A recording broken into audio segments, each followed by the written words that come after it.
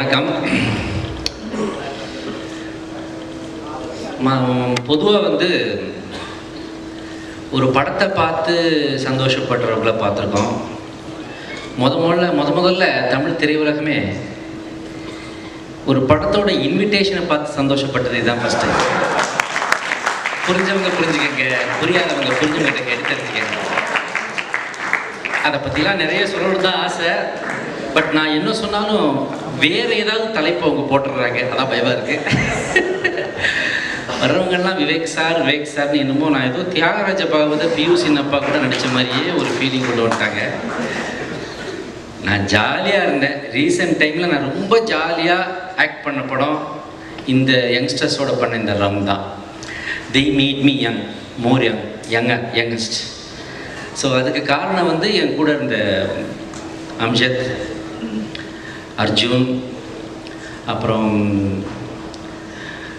சஞ்சிதா ஷெட்டி,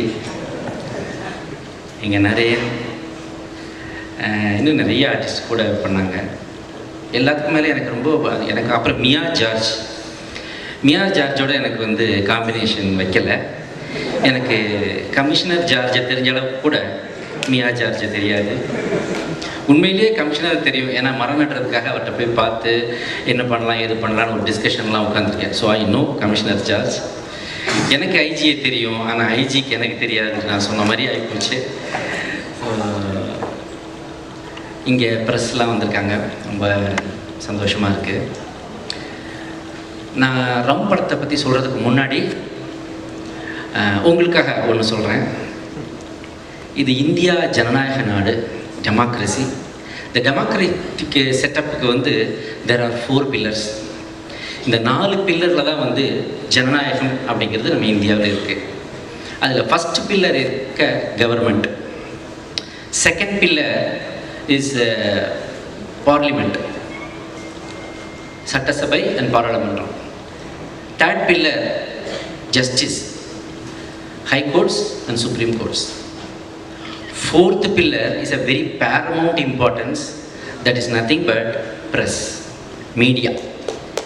இந்த மீடியா இல்லைன்னா எதுக்காக ஜனநாயக நாட்டில் 4th பில்லராக ஜனநாயகத்தின் தூண்கள் 4, அதில் 4வது பில்லராக எதற்காக மீடியாவை வைத்தார்கள் என்றால், இது ஜனநாயகத்தில் அரசாங்கத்தில் என்ன நடக்குது, சட்டத்தில் என்ன நடக்குது, நீதித்துறையில் சட்டத்தில் என்ன நடக்குது, அப்புறம் பாராளுமன்றத்தில் என்ன நடக்குது, சட்டசபையில் என்ன நடக்குதுன்றதெல்லாம் மக்களுக்கு கொண்டு சேர்க்கிற ஒரு மிகப்பெரிய பவர், பொறுப்பு மீடியா தான். ஸோ அதனால தான் அதை கொண்டு 4வது தூணாக வச்சாங்க. ஆனால் மீடியாட்ட மட்டும் இப்போ மீடியா இல்லை. பொதுமக்கள் எல்லாரும் ஸ்மார்ட் ஃபோன் யார் வச்சுருக்காங்களோ அவங்ககிட்டலாம் இப்போ மீடியா இருக்குது.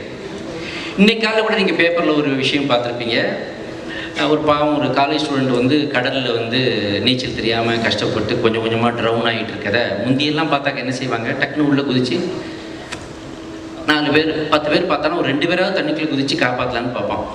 இப்போ என்னென்னா அவன் குதிச்சானா அவன் ஃபோன் நினைஞ்சிடும். அதனால் என்ன பண்ணிட்டான், அப்படியே விட்டு போனால் பரவாயில்ல, அதை எடுத்து வீடியோ எடுத்திருக்கான். ஸோ ட்ரவுன் ஆகிறான், கஷ்டப்படுறான், அவன் எண்டிங் இஸ் லைஃப்னா அதை வீடியோ எடுத்து அதை நண்பர்களோடு பகிர்ந்து கொள்கிற அளவுக்கு இந்த மீடியா மோகம், அந்த ஃபோன், அந்த ஒரு சின்ன பாப்புலாரிட்டி, அந்த பப்ளிசிட்டிக்கு போயிட்டோம்.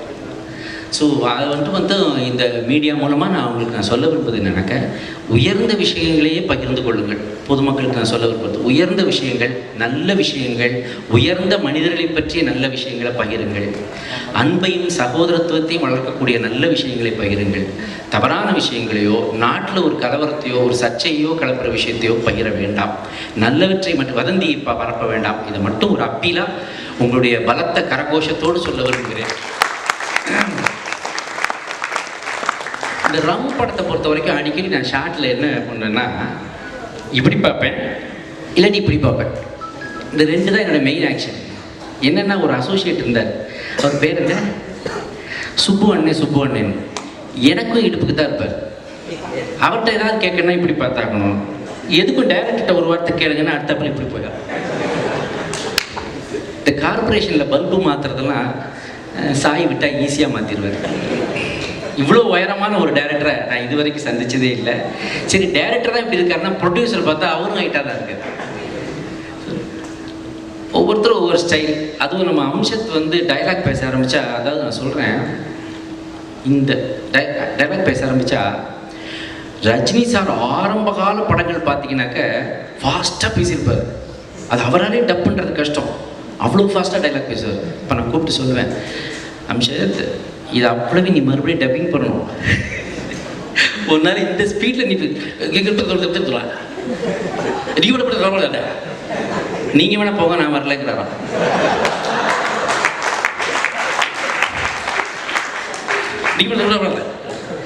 நீங்கள் வேணா போங்க நான் வரலன்றது எப்படி நீ டப் பண்ணுவேன்? அப்புறம் ஃபாஸ்ட்டாகவே பேசி பழகிடுச்சு இதை பற்றி இப்போ கூட ஃபாஸ்ட்டாக தான் பேசுகிறேன். ஸோ அப்படி சொல்லி சொல்லி சொல்லி அப்புறம் வந்து அவர் கொஞ்சம் அந்த ஸ்பீடை கம்மி பண்ணார். அப்புறம் டப்பிங் பண்ணும்போது உங்களுக்கு ஈஸியாக இருந்திருக்கும். அதே மாதிரி அர்ஜுனும் அதாவது 16 வயதில் வரும்பொழுது கமல் சார் ஓரளவுக்கு மக்களுக்கு தெரிந்த பிரபலமான ஒரு நடிகராக வளர்ந்து வந்துட்டார். ஆனால் அவருக்கும் ஒரு சிறந்த கேரக்டர் கிடைக்காம இருந்துச்சு. அது வந்து கீழே வரைக்கும் இறங்குறதுக்கு, வில்லேஜ் வரைக்கும் இறங்கி அடிக்கிறதுக்கு ஒரு கேரக்டர் கமல் சாருக்கு தேவைப்பட்டுச்சு. அதை 16 வயதில் படம் சப்பானி கேரக்டர் கொடுத்துச்சு. ஆனால் அந்த படத்தில் கூட ரஜினி சார் வந்து அந்த படம் வெளியாகிற வரைக்கும் ஒரு ஆட்டம் பாம் வந்து வெடிக்கிறதுக்கு முன்னாடி டைம் பாம் செட் பண்ண மாதிரி அவருக்கு ஒரு கேரக்டர் அமைஞ்சுது.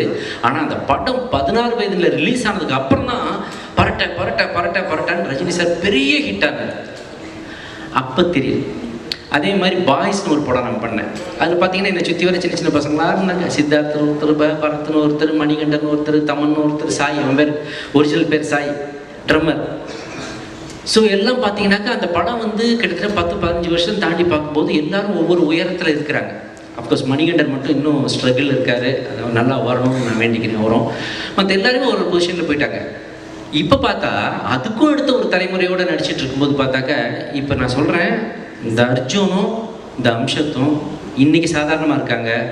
கூடிய சீக்கிரம் மிக உயர்ந்த உயரை தொடுவார்கள். Something டெல்ஸ் me. இது மாதிரி எனக்கு அப்பப்போ தோணும். அதை நான் அவங்ககிட்ட சொல்லியிருக்கேன். அவங்களும் அந்த இடத்துக்கு போய் சேர்ந்துருக்காங்க.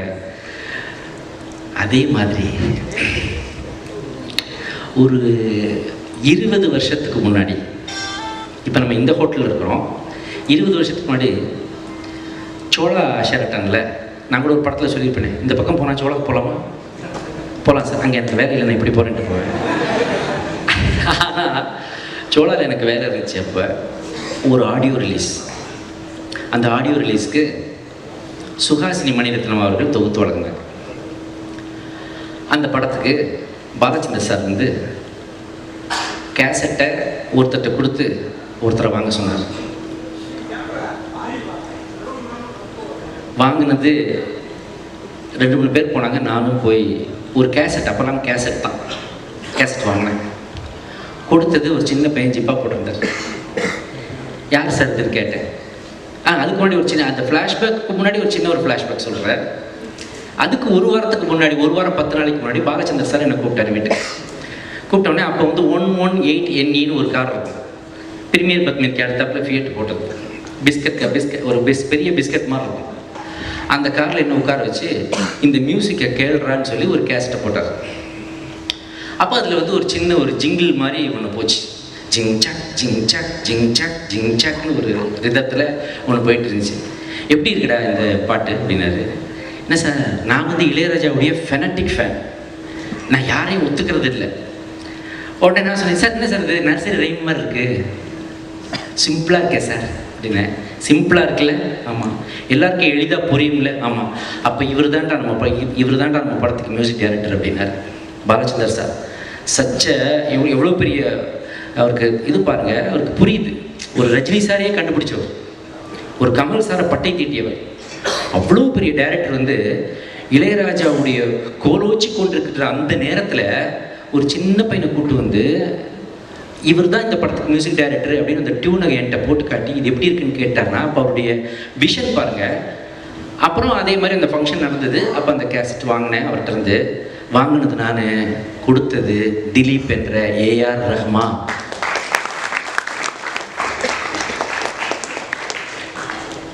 அதுக்கப்புறம் ஒரு பாட்டு ரொம்ப நாள் வரைக்கும் ஒரு பாட்டு கேட்டேன். அந்த கேட்ட உடனே நான் வந்து யாரா இந்த மியூசிக்கை போட்டாங்க தேடி கண்டுபிடிச்சி பண்ணி, யாருன்னா பார்த்தா உங்கள் உங்கள் பசங்களோட படிக்கிறாரு, அவரோட சீனியர் ஸ்டூடெண்ட்டு, பிஎஸ்பிபி ஸ்டூடெண்ட்டு.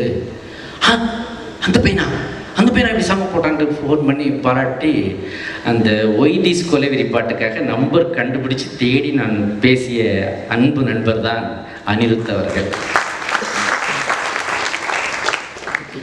அப்போ அனிருத் ஒன்று சொன்னார் என்கிட்ட, அதை அவர் மேடையில் பேசும்போது அவரே சொல்லுவார் நினைக்கிறேன். எனக்கு ரொம்ப சந்தோஷம் சார் நீங்கள் என்னை பாராட்டினீங்கன்னு சொல்லிட்டு ஒன்று சொன்னார், அது அவரே சொல்லட்டும். ஸோ அது மாதிரி அதுக்கப்புறம் நான் பாலக்காட்டு மாதவன் படம் பண்ணும்போது நான் கேட்டேன், எனக்காக ஒரு பாட்டு பாடித்தர முடியுமான்னு கேட்டேன். சொன்னால் நம்ப மாட்டீங்க, அவருடைய பீக் கரியரில் அவர் இப்போ இருக்கார். அவர் வந்து கரெக்டாக எங்கே வரணும், எப்போ பாடி கொடுக்கணும் அப்படின்னு கேட்டுட்டு அவருடைய ஸ்டூடியோ கூப்பிட்டுருந்தா நான் போயிருப்பேன். இல்லாட்டி அவர் ஏஆர் ரஹ்மான் ஸ்டூடியோ காட்டியிருந்தாருன்னா அங்கே போய் நான் அவர் பண்ணியிருப்பேன். அவர் நீங்கள் எங்கே பண்ணிகிட்ருக்கீங்கன்னு கேட்டு ஸ்ரீகாந்த் தேவா ஸ்டூடியோவில் தான் சார் அந்த சாங் வச்சுருக்கணும், நான் அங்கே வரேன்னு சொல்லி கரெக்டாக எங்கெங்கேயோ சுற்றி நைட்டு கரெக்டாக 10 o'clock வந்து நைட்டு 12 வரைக்கும் வந்து எனக்கு பாடி கொடுத்துட்டு போனார் அனிருத். எனக்கு அனிருத் வந்து என் மனசுக்கு வந்து ஒரு செல்லம், எனக்கு ரொம்ப பிடிக்கும் அவர். எனக்கு என்னமோ something in him attracts me very much. சும்மா ஒன்றும் ஒருத்தன் வந்து யூத்துக்கிட்ட இன்றைக்கி போய் ஒரு ரேஜாக போய் சேர்றதுன்றது சாதாரண விஷயம் இல்லை. அதுவும் தமிழ்நாட்டு ஆடியன்ஸ் ஒருத்தரை வந்து எடுத்து தலையெடுத்து கொண்டாடுறாங்கன்னா unless and till they have the capabilities and real mettle to prove, யாரும் அதை வந்து பண்ண மாட்டாங்க. அப்படிப்பட்ட நான் கூட நினைப்பேன், நமக்கு வந்து ஆர்ஆர்னா ஒரு படத்தோட ஆர்ஆர்னா இப்போ வரைக்கும் டவுன் சவுத் வரைக்கும் எங்கே இப்போ தான் யாரை சொல்லுவோம், இசைஞானியை தான் சொல்லுவோம். எத்தனை படங்கள் அதுக்கு உதாரணமாக சொல்லலாம். இப்போ உதாரணத்துக்கு இது வரைக்கும் வந்து இப்போ நம்ம தமிழ்நாட்டு இந்தியன் மியூசிக் டைரக்டர் கொஞ்சம் பேசலாம்ல நிறுத்து, can I to you have time இருக்கா, பேசலாமா? ஒரு மாதிரி டவுட்டாக சொல்கிறீங்களே. ஹாலிவுட் மியூசிக் டைரக்டர் தான் ஆஹா ஓஹோன்னு புகழ்கிறாங்க, ஆனால் அது ஒன்றுமே இல்லைங்க. அவங்க அந்த படத்தை பார்த்துட்டு அந்த ஒரு எமோஷனுக்கு அந்த ஒரு தீம் வாசிக்கிறாங்க, அவ்வளோதான். ஆனால் அம்மா சென்டிமெண்ட்டுக்கு ஒரு மியூசிக்கு, ஃப்ரெண்ட்ஷிப்புக்கு ஒரு மியூசிக்கு, காமெடியன் வந்து அதுக்கு ஒரு தனி மியூசிக்கு, அப்புறம் கிளைமாக்ஸ்க்கு ஒரு தனி ஃபீலு, அதுக்கப்புறம் படத்துக்கு மையநாதமாக ஒரு மியூசிக்கு, அதுக்கப்புறம் பாட்டு 5 சிச்சுவேஷன் 6 சிச்சுவேஷன்னா அத்தனை சிச்சுவேஷன் பாட்டு. இத்தனையும் செய்யக்கூடியது இந்தியன் மியூசிக் டைரக்டர்ஸ் தான். அதுவும் தமிழ்நாட்டில் உள்ள மியூசிக் டைரக்டர் போல வெரைட்டி இது வரைக்கும் யாருமே கொடுத்ததில்லைங்க. அந்த பெருமை நமக்கு இருக்குது. அதனால் வந்து ஹாலிவுட் நம்ம சொல்ல வேணாம், அவங்களுடைய நம்ம திறமையில் வந்து 10% கூட அவங்க சொல்லிக்கலாம். Maybe they have the technology, maybe they have so many instruments, maybe they have the people, maybe they have a large world market, அவ்வளோதான். மற்றபடி talent, sheer talent, fashion, drive, வெறி, அதுனா யாருன்னா அனிருத். இது வரைக்கும் நீங்கள் வந்து ஏதோ மியூசிக் ஹிட் ஆகிருக்கும், ஒரு காமெடிக்காக வாசிக்கப்பட்ட ஒரு மியூசிக். நான் கம்பேர் பண்ணுறேன்னு நினச்சாதீங்க, சொல்கிறேன். நான் வந்து இசைஞானி எங்கேயோ வச்சுருக்கேன், பட் வந்து ஆன் பார் வந்து பார்க்கும்போது இன்னும் இந்த பையன் இவ்வளோ நல்லா பண்ணுறாரு அப்படின்னு ஆசைப்பட்டு சொல்கிற அளவுக்கு பண்ணிகிட்ருக்கேன் அப்படி அனிருத்தா தான் உண்மை. என்னென்னா ஒரு காமெடிக்காக வாசித்த மியூசிக் இது வரைக்கும் எத்தனையோ மியூசிஷியன்ஸ் இருக்காங்க, மியூசிக் டைரக்டர்ஸ் இருக்காங்க இந்தியா ஃபுல்லாகவே. அதில் காமெடிக்காக வாசித்த மியூசிக் வந்து அந்த மியூசிக்கை கேட்டவுடனே உங்களுக்கு அந்த காமெடி ஞாபகம் வர்ற மாதிரி ஒரு ட்ராக் இருக்கா?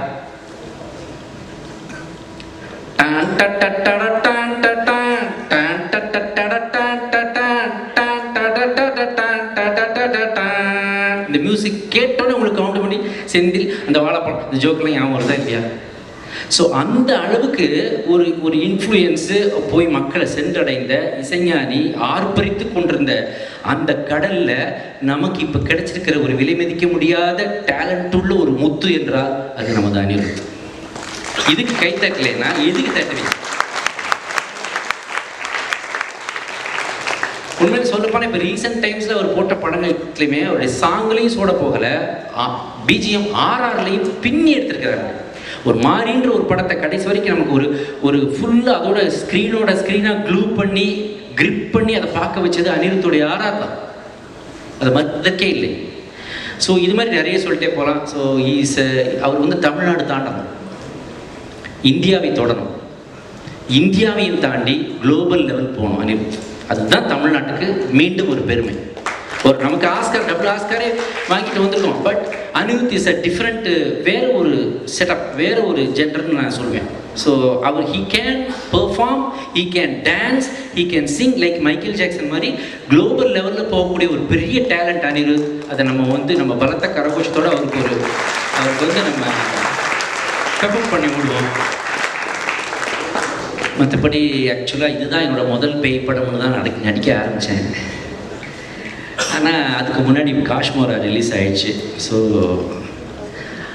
அதனால இது அடுத்தாப்பில் வரப்போகிறது இருக்கும். பட் காஷ்மோராவில் கொஞ்சம் ஒரு ஃபஸ்ட் ஹாஃப் மட்டும் என்னோடய ஒர்க் இருந்துச்சு. செகண்ட் ஹாஃப் சீரியஸ் ஆகிடுச்சு என் கேரக்டரு. அதையே கொண்டாடுறாங்க, நல்லா இருக்குன்னு சொல்கிறாங்க. மீடியாவுக்கு ரொம்ப தேங்க்ஸ். ரொம்ப நல்லா எழுதியிருக்காங்க எல்லாருமே, இணையதளமும் ரொம்ப நல்லா எழுதியிருக்காங்க. ஆனால் ரம் வந்ததுன்னா என்னோடய ஹியூமர் வேறு ஒரு ரேஞ்சில் ரசிச்சிருப்பாங்க. த்ரூ அவுட் த ஃபில்ம் வந்திருக்குது.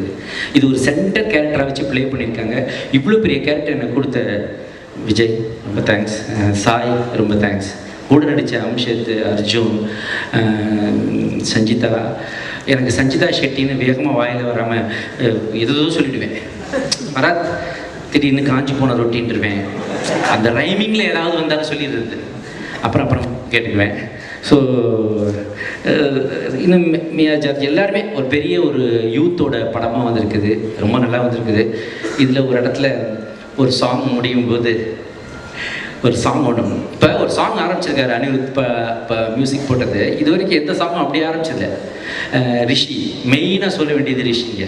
நான் அவர் பேரை சொல்ல மறந்துட்டேன். ரிஷி இந்த படத்துலேருந்து வேறு ஒரு லெவல் போகக்கூடிய அளவுக்கு ஒரு நல்ல ஒரு கேரக்டர் பண்ணியிருக்காரு. ரிஷியோட height,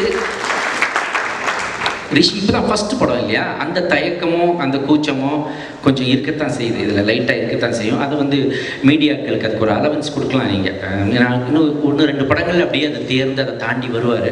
then slowly he'll pick up dance and fight. ஒரு முழு ஹீரோவாக ரொம்ப தூரம் ட்ராவல் பண்ணக்கூடிய டேலண்ட்டு அவர் பிளட்லேயே இருக்குது. அவங்க கலை குடும்பம் அது. எஸ்வி ரமணன் சார் காலத்துலேருந்து தெரியும். அந்த ஃபேமிலி அவங்க they are into this, so they know. So அதனால் ரொம்ப நல்லா அவருக்கு இந்த படம் அமையும்னு எனக்கு தோணுது. லக்கியாக அவருக்கு இந்த கதை மாட்டியிருக்குது, இந்த செட்டப் மாட்டியிருக்குது. வேறு ஏதாவது ஒரு கதையில் போய் மாட்டியிருந்தாருன்னா, ஒரு சோஷியல் சப்ஜெக்டோ இல்லாட்டி வேறு ஏதோ ஒரு ரொமான்ஸ் ஃபுல் லவ்வோ ஏதோ மாட்டியிருந்தாருன்னா என்ன ஆயிருக்கும் எனக்கு தெரியல. பட் வேற இது கரெக்டாக அது ஒரு கேரக்டராக ப்ளே பண்ணால் போதும். அதுக்குன்னு ரொம்ப மெனக்கிட வேண்டாம். ஒரு கேரக்டராக ப்ளே பண்ணால் போதுன்ற மாதிரி கரெக்டாக luckily you got this. So அதை நல்லா பண்ணியிருக்காரு. அதனால் நிச்சயமாக இந்த படத்துக்கு அப்புறம் ரிஷிகேஷ்க்கு ரிஷிகேஷ் வரைக்கும் உங்கள் பேரை பேசுவாங்க. ஸோ எல்லாமே நல்லா இருந்துச்சு. அந்த ஒரு சாங் ஒன்று பண்ணோம். அந்த சாங்கு ஆரம்பிச்சிருக்க ஸ்டைலே இது வரைக்கும் எந்த பாட்டும் அப்படி ஆரம்பிச்சதே இல்லை. சபா போதுண்டா சாமின்னு ஆரம்பிக்கும். சாங் ஆரம்பிக்குதே சபா போதுண்டா சாமின்னு உயிரை விட்டுன்னு ஆரம்பிக்கும் இல்லையா. ஸோ அது யோசிக்கிறாங்க பாருங்கள். இப்போ உள்ள யூத்து இப்படி பண்ணலாமா, அப்படி பண்ணலாமான்னு, புதுசாக பண்ணலாமான்ட்டு அந்த சாங்கே டிஃப்ரெண்ட்டாக இருக்குது. ஃபாஸ்ட் பீட்டு, ஷார்ட்டு சாங், மிக குறைவான நேரத்தில் முடிந்து விடுகிற சாங், ஆனால் மிக விரைவான சாங். ஸோ அந்த சாங் நாங்கள்லாம் ஆடணும். என்னையும் முட்டியை கழட்டினாங்க, முட்டிக்கு ஜட்டி போட்டு தான் ஆடினேன். தப்பாக எடுத்துக்காதீங்க, நீ கேப்னு பேர் இருக்கு. ஸோ அதெல்லாம் பண்ணோம். அப்போ அந்த சாங் முடியும் போது சாய் என்கிட்ட, சார் இது ஏதாவது ஒரு ஸ்டைல் பண்ணுங்கள் சார், இந்த சாங் முடியும் போது ஒரு ஸ்டைல் வேணும் சார் அப்படின்னு போட்டு மண்டையை உடைச்சி சரின்னு சொல்லி ஒரு ஸ்டைல் ஒன்று பண்ணியிருக்கோம். அதை சஸ்பென்ஸாக வச்சுருக்காங்க அவங்க. மேபி இந்த சாங் போட்டாங்கன்னா பார்க்கலாம், நீங்கள் எனக்கு தெரியல. மற்றபடி இது விவேக்குன்னு என்ன சென்டர் பண்ணி பேசுனாங்க. விவேக் ஒன்றுமே இல்லை. இது அவருடைய படம். அவர் அதை கொண்டு போயிருக்க விதம், அவங்க ஆல்ரெடி டெக்னிக்கல் சைடில் ரொம்ப ஸ்ட்ராங். அவங்க பிகாஸ் ஆல்ரெடி விஎஃப்எக்ஸில் ஒர்க் பண்ணதுனால இந்த கிராஃபிக்ஸ் போக்குவரத்தெல்லாம் மிரட்டி எடுத்துருவாங்க. அப்புறம் பெரிய ஸ்ட்ரென்த் இந்த படத்துக்கு அனிருத்து தான். என் செல்ல அனிருத்து தான் இதற்கும் ஸ்ட்ரென்த். ஸோ ப்ரொடியூசர், டைரக்டர், அப்புறம் விக்கி, கேமராமேன் விக்கி வரலையா? அவர் எங்கே இருந்தால் தெரிவார், ரொம்ப ஒல்லியாக வேறு இருப்பார். நின்னா நிலங்களா அங்கே இருக்கார் Vicky. Where are you? Okay, ஏன்னா விக்கி வரவே இல்லை. நீங்கள் you are the prime technician. இங்கே இருக்க வேண்டாமா? So all should see you know. So Vicky cameraman, அப்புறம் கூட நடித்த அனைத்து நண்பர்கள், டெக்னிக்கல் குரூப்பு, அசிஸ்டன்ட் டைரக்டர்ஸ்லாம் லட்டு ஏடிஸ் அண்ட் அசோசியேட் சார் படத்தில். அசிஸ்டன்ட் டைரக்டர்ஸ்லாம் சூப்பர் அசிஸ்டன்ட் டைரக்டர்ஸ். ஒரு பிக்னிக் மாதிரி. இந்த ஷூட் வந்து ஒரு பிக்னிக் மாதிரி, ஒரு ஜாலி எக்ஸ்கர்ஷன் மாதிரி.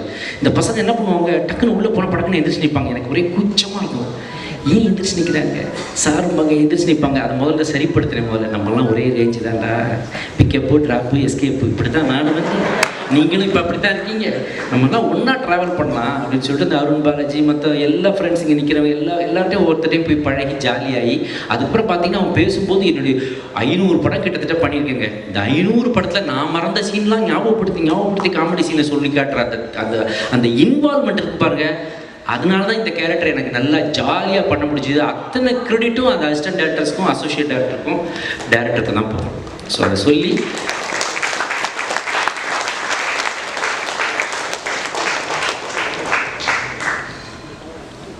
ஸோ ரம் இன்விடேஷனை பத்திரமா வச்சுக்கோங்க, யூஸ் ஆகும்